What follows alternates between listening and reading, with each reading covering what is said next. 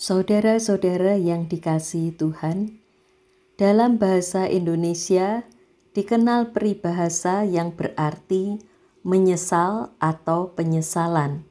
Misalnya, pikir dahulu pendapatan, sesal kemudian tak berguna. Artinya, bila hendak melakukan atau mengerjakan sesuatu, hendaklah dipertimbangkan lebih dahulu baik buruknya, agar tidak menyesal kelak. Peribahasa yang lain, nasi sudah menjadi bubur.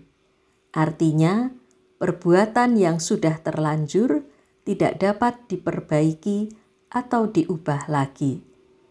Lalu orang berkata, penyesalan selalu datang terlambat. Ya iyalah, penyesalan selalu datang terlambat. Kalau tidak terlambat, namanya sadar atau insyaf. Saudara-saudara yang dikasihi Tuhan, apakah kesalahan yang sudah kita lakukan atau keputusan keliru yang sudah kita ambil memang benar-benar sudah terlanjur, terlambat, sehingga tidak dapat diperbaiki lagi? Bagi orang yang mengira kesalahan tidak dapat diperbaiki lagi, penyesalan pun tidak ada gunanya. Seperti Yudas Iskariot, sebagaimana dikisahkan pada Matius 27 ayat 3-5. Waktu Yudas melihat Yesus dijatuhi hukuman mati, ia menyesal dan mengembalikan uang 30 perak kepada imam-imam kepala, tetapi ditolak. Lalu Yudas melemparkan uang itu ke bait suci dan pergi menggantung diri. Itulah penyesalan yang tidak berpengharapan, karena ia mengira kesalahan tidak dapat diperbaiki. Sebaliknya, bagi orang yang meyakini masih ada kesempatan untuk memperbaiki, maka ia akan melakukan berbagai tindakan untuk memperbaiki kesalahan yang telah dilakukannya. Masih ada kesempatan kedua, second chance, seperti yang dilakukan Petrus yang sudah menyangkal Yesus, sebagaimana dikisahkan pada Lukas 22 ayat 54-62. Petrus menyesal. Ia pergi keluar dari tempat Yesus diadili dan menangis dengan sedihnya. Tetapi Petrus tidak tenggelam dalam penyesalan. Sekalipun mungkin malu karena telah menyangkal, Petrus tetap berada bersama teman-temannya, sesama murid Yesus, sehingga ia dipulihkan oleh Yesus sendiri.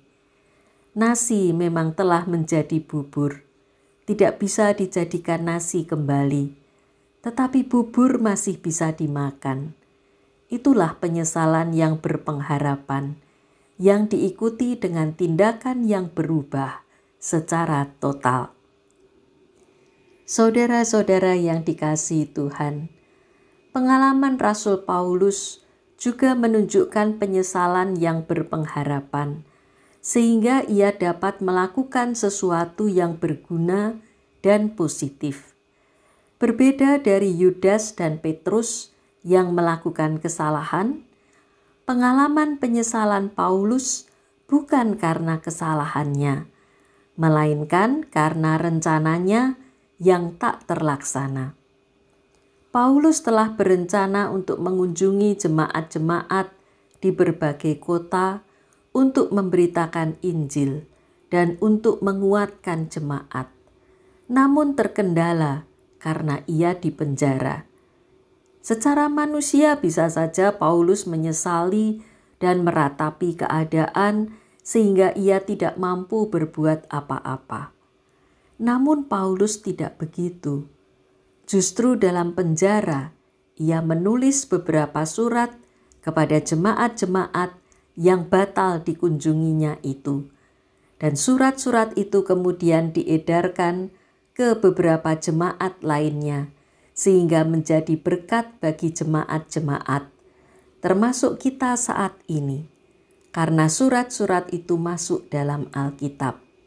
Antara lain surat Filipi, dan surat Filemon. Dalam surat kepada jemaat di kota Filipi, Paulus mengucapkan terima kasih atas perhatian dan pemberian jemaat, sekaligus memberikan banyak nasihat tentang keselamatan dan iman kepada Yesus, sikap hidup yang benar, dan kehidupan berjemaat yang penuh masalah serta tantangan. Dalam surat Filemon, Paulus meminta kepada Filemon agar mau menerima kembali Onesimus, budaknya yang telah melarikan diri dan entah bagaimana bisa datang kepada Paulus untuk menjadi pembantunya. Bahkan ia kemudian menjadi percaya kepada Yesus. Paulus minta agar Filemon menerima Onesimus sebagai saudara seiman dan mengampuninya. Saudara-saudara yang dikasihi Tuhan, jika saat ini kita sedang menyesali sesuatu dalam hidup kita, mari kita belajar menyesal yang berpengharapan. Jika penyesalan itu karena kesalahan yang sudah kita lakukan, yakinlah Tuhan selalu memberikan pengampunan dan pemulihan. Tuhan ingin kita berubah menjadi anak-anak-Nya yang setia, yang melakukan kehendak-Nya. Kesalahan kita tinggalkan dan tidak kita ulangi lagi. Kita mohon kekuatan dari Tuhan agar dapat melakukannya. Jika saat ini kita sedang menyesali keadaan yang tidak sesuai dengan harapan atau ekspektasi kita, tidak sesuai dengan rencana dan keinginan kita, termasuk karena pandemi COVID-19 yang belum juga usai, janganlah kekecewaan memenuhi diri kita sehingga kita tidak mau dan tidak mampu berbuat apa-apa. Mari kita belajar menerima keadaan dan melakukan upaya untuk melakukan sesuatu yang berguna. Jangan biarkan diri kita terpuruk. Mari kita bangkit dari keadaan kita saat ini dan melakukan apa yang bisa kita lakukan untuk kebaikan bagi diri kita, keluarga kita, dan orang-orang lain di sekitar kita. Mari kita mohon hikmat dari Tuhan untuk melihat terang di tengah keadaan yang kita rasakan gelap. Amin.